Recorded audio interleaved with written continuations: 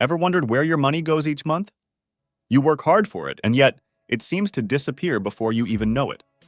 It's a very common problem, and often the culprits are expenses that we overlook or deem necessary.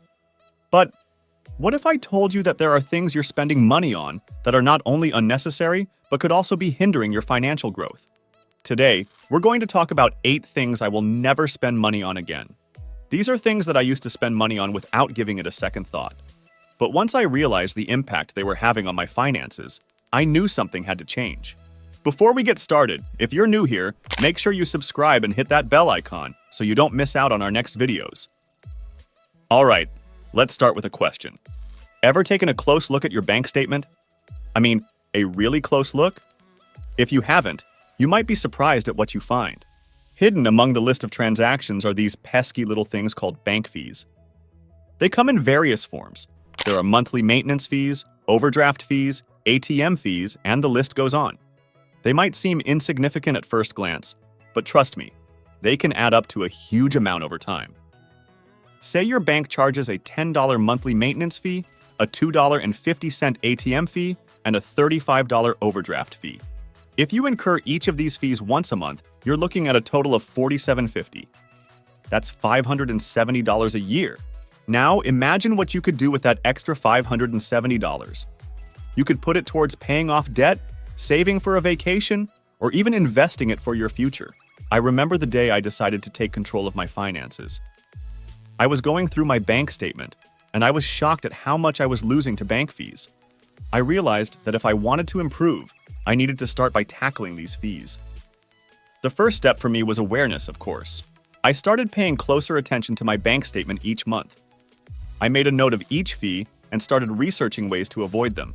For the monthly maintenance fee, I found out that many banks will waive this fee if you maintain a certain minimum balance or set up direct deposit. So, I adjusted my banking habits accordingly. For the ATM fees, I started planning my cash withdrawals better.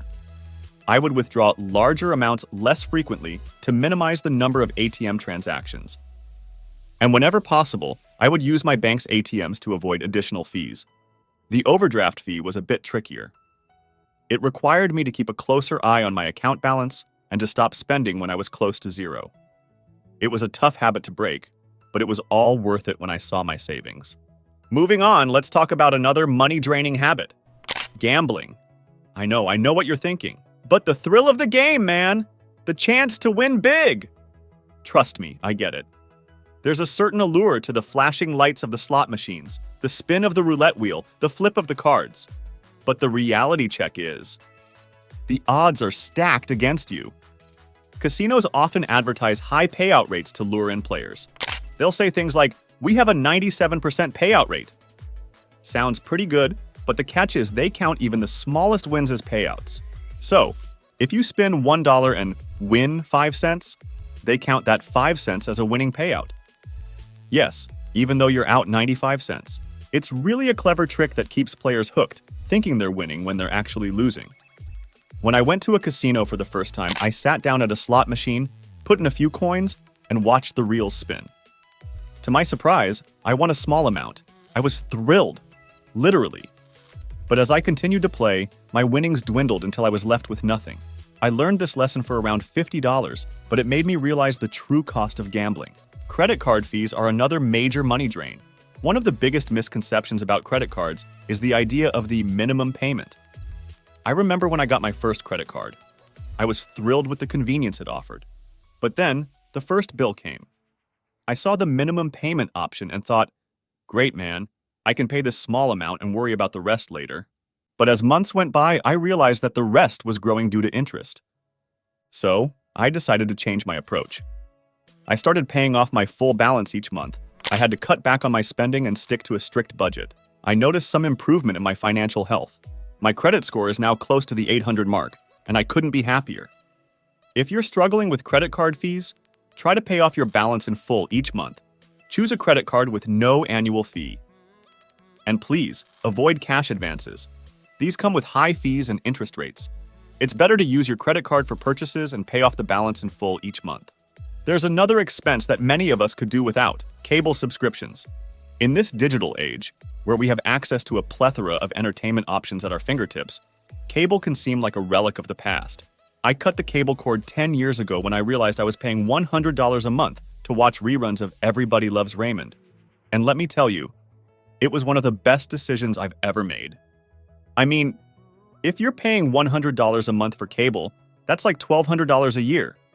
That's an extra $1,200 you could put it towards paying off your credit card debt, saving for a vacation, or even investing it for your future. YouTube literally offers a vast array of content for free. You can find everything from cooking tutorials to documentaries to your favorite music videos. Moving on, let's talk about an expense that can take a toll on both your wallet and your health.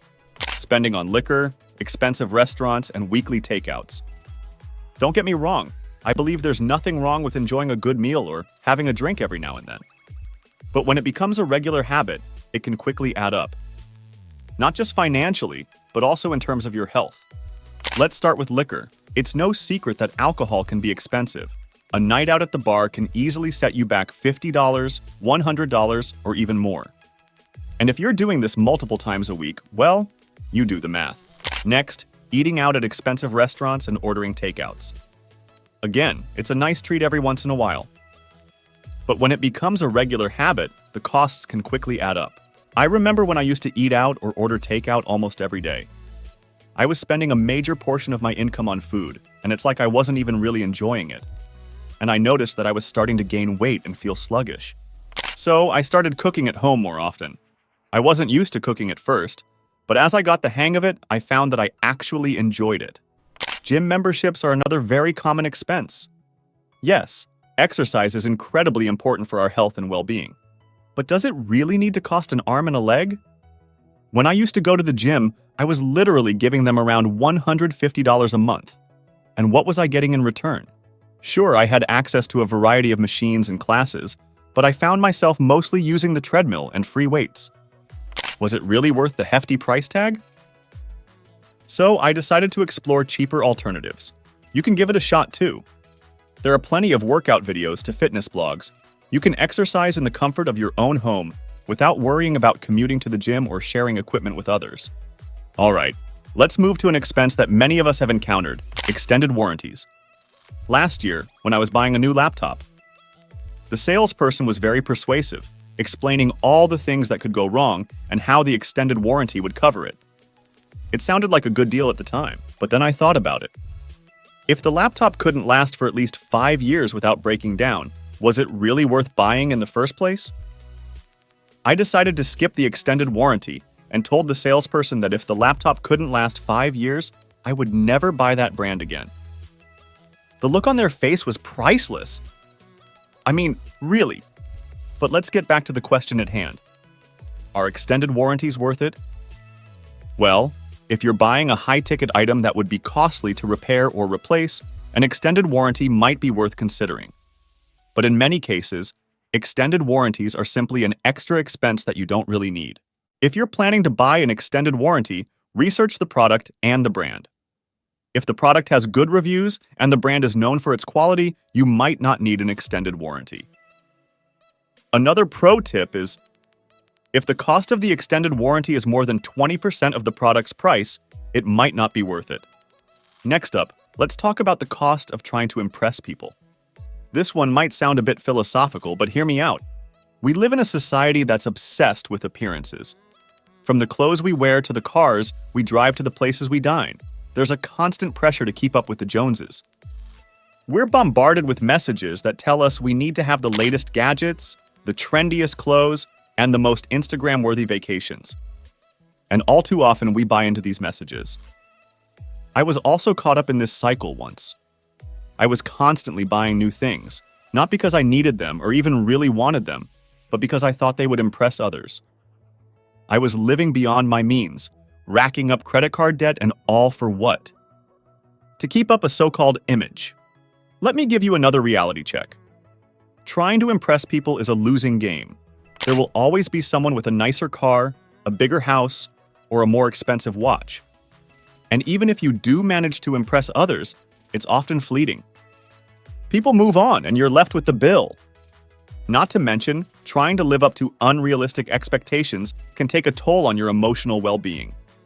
It's stressful and exhausting trying to maintain an image that's not true to who you are. So just stop trying to impress people. Live authentically within your means, and you'll find that you're not only saving money, but also living a more fulfilling life. Well, that's it for today. If you enjoyed the info in this video, we'd love to hear from you. Are there any purchases you used to make regularly that you've since realized weren't worth it? Share your experiences and comments below. And if there's any topic you'd like us to cover in future videos, let us know that too. Before you go, don't forget to check out our video on 10 signs you're becoming pre-rich. Make sure you hit that subscribe button and press the bell icon. Thanks for watching.